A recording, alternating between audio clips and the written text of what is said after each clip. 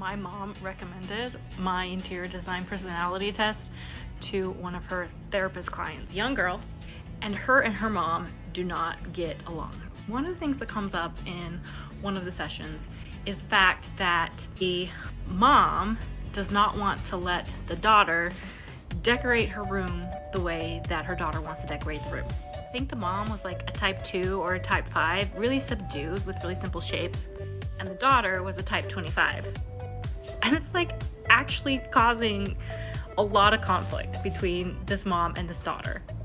So she has her clients go and take my decodna interior design personality quiz to show them that people just resonate at different frequencies and they just are happier when their spaces reflect their internal worlds. So I'm not sure if it really helped their relationship or not, but I like to think that it would. If you're curious to know what your interior design personality is, you can take the quiz by visiting the link in my bio. Follow for more.